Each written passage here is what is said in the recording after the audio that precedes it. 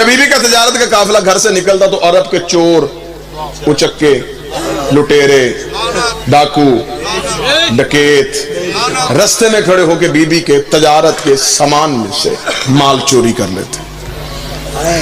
یہ عربوں کی تہذیب تھی، عرب کا کلچر تھا. رات کے چور دن کے چودھری ہوتے تھے.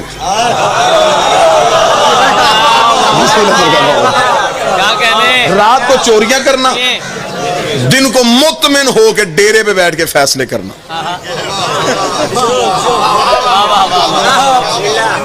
بیوی کا تجارت کا قافلہ آتا، یہ سامان چوری کر لیتے. ایک قافلہ لٹا، دوسرا قافلہ لٹا، تیسرا قافلہ لٹا. بار بار نوکر آ کے کہتے رہے کہ بی بی مکے کی گلیوں سے سامان چوری ہوتا ہے. چوتھے دن بابا مشتاق جی شریعت کی ملکہ نے حیا کا برقع سر پہ لیا. بابا عمران شاہ جی اپنے گھر سے نکلی، خرامہ خرامہ چلتی رک گئی آ کے ابو طالب کے ڈیرے کے دروازے پہ. جنگ کا گرد و نواح میرے سامنے ہے. عرب میں جب کسی کا چولہا بھی نہیں جلتا تھا، علی کے باپ کا ڈیرا اس وقت بھی چلتا تھا.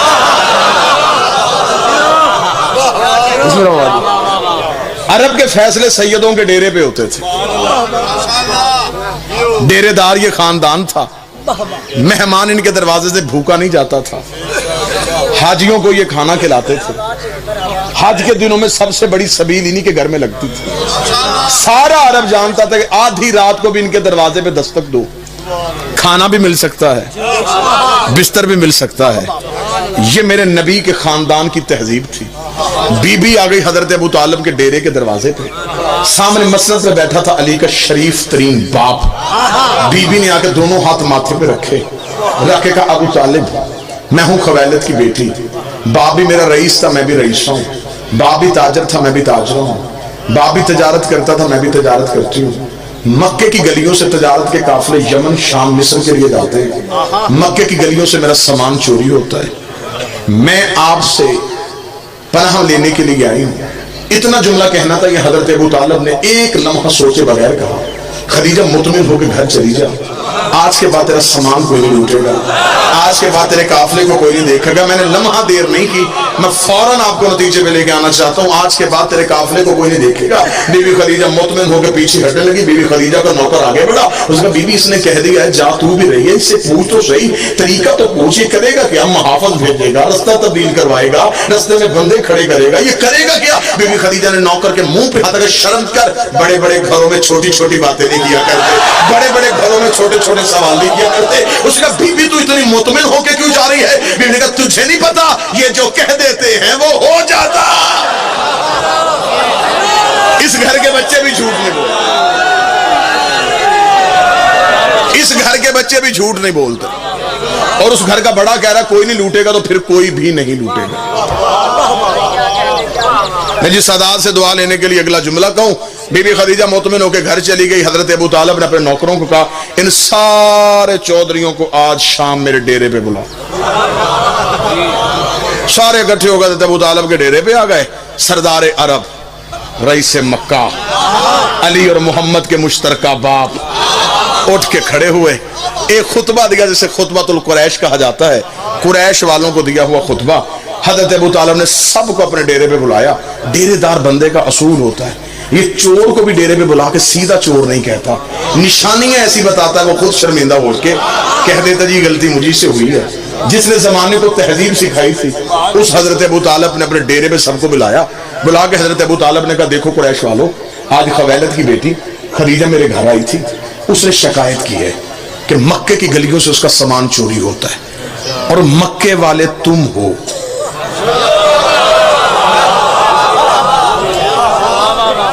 لہٰذا میں یہ نہیں کہوں گا کہ کون چوری کرتا ہے، میں صرف تمہیں یہ سمجھانا چاہتا ہوں آئندہ سے قافلہ نہ لوٹنا.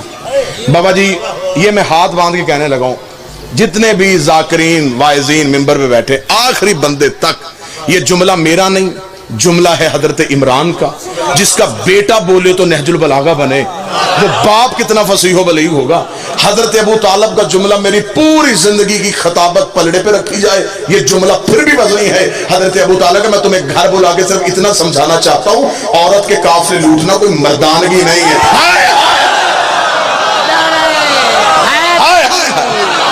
عورت کے قافلے لوٹنا مردانگی نہیں، یہ کوئی طریقہ ہے؟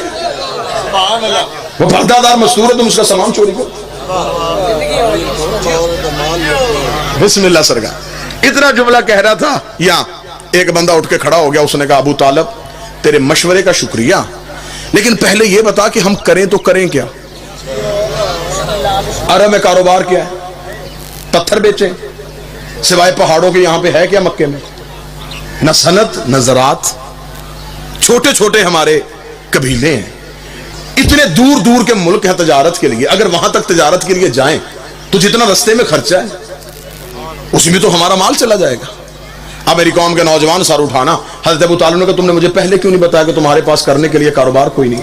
علم معاشیات کا، علم اقتصادیات کا، علم اکاؤنٹس کا سب سے پہلا قانون علی کے باپ نے بنایا تھا۔ آج تک دنیا کا اسلامک بینکنگ نظام ابو طالب کے بنائے قانون پہ چل رہا ہے۔ حضرت ابو طالب نے کہا تم نے مجھے پہلے کیوں نہیں کہا تمہارے پاس کرنے کے لیے کچھ نہیں؟ جاؤ میں تمہیں مشورہ دیتا ہوں، جس کے گھر ایک اونٹ ہے ایک اونٹ لے آئے، جس کے گھر ایک گھوڑا ہے گھوڑا لے آئے، جس کے گھر ایک بکری ہے ایک بکری لے آئے، جس کے گھر کچھ بھی نہیں ایک مٹھ جو کی لا کے خدیجہ کے تجارت کے ایک سامان میں رکھ دو، جب تجارت کا قافلہ واپس آئے جس کا ایک اونٹ ہے 2 لے لینا، جس کے 2 اونٹ ہے 4 لے لینا، جتنا دو گے گھر بیٹھے اتنا منافع ملے گا۔ اب گئے گھروں میں جو تھا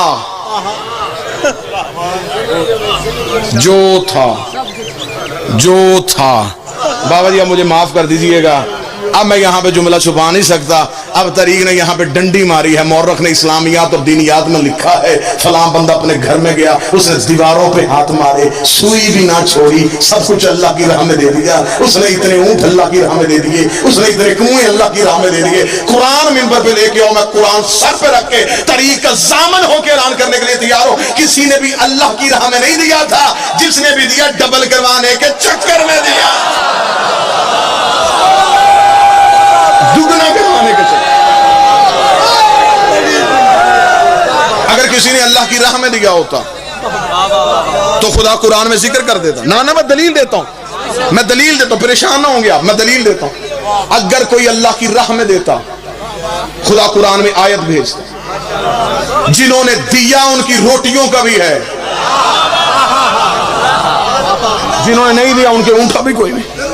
اب گئے جو تھا لا کے حضرت ابو طالب کے ڈیرے۔ شاید میں اسی موڑ پہ بات ختم کر دوں، بڑا بہترین بڑا لطیف سا خطابت کا ایک نقطہ آپ کے حوالے۔ بابا جی اب گئے جو تھا لا کے حضرت ابو طالب کے صحن میں رکھا، کہنے لگے ابو طالب ہم نہیں جانتے وہ کون ہے، سامان دیا تجھے، دگنا لینا ہے تیرے گھر سے آگے۔ حضرت ابو طالب کا سامان یہاں رکھو چلے جاؤ، جب تجارت کا قافلہ واپس آئے ادھر نہیں جانا، ادھر آنا، میں تمہیں یہ مال دگنا کر دوں گا۔ اب سامان رکھ کے چلے گئے، ایک بندہ بھی خاموش رہ گیا تو میں سمجھوں گا کہ میری محنت ضائع ہو گئی۔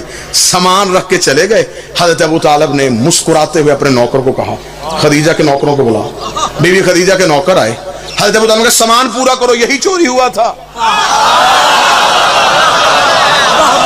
ہائے ہائے ہائے ہائے ہائے ہائے، سامان پورا کرو۔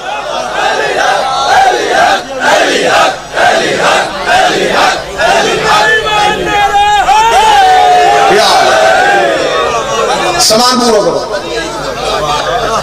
بابا مشتاق شاہ جی تاریخ اسلام کی یہ پہلی ریکوری ہے جو پوری ہوئی ہے۔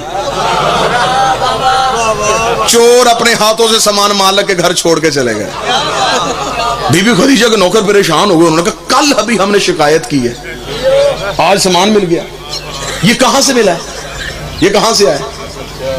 حضرت ابو طالب نے کہا اب سنیے، اگر لفظ ہی ہوتے ہیں خطابت میں ہمارے پاس نہ سر ہے نہ تال ہے نہ سوزی ہیں نہ کتابیں، ہم مسکینوں کے پاس لفظ ہی ہوتے ہیں، لفظ ہی آپ نے تولنے ہوتے ہیں۔ حضرت ابو طالب کو بی بی خدیجہ کے نوکروں نے کہا سردار یہ کہاں سے ملا؟ ابو طالب نے یہ کہاں چھوڑو، کہاں سے ملا؟ مال اٹھاؤ خدیجہ کو جا کے دو اور اس سے کہنا کہ ابو طالب کہتا ہے جب تجارت کا قافلہ واپس آئے نا اس مال کا کوئی صدقہ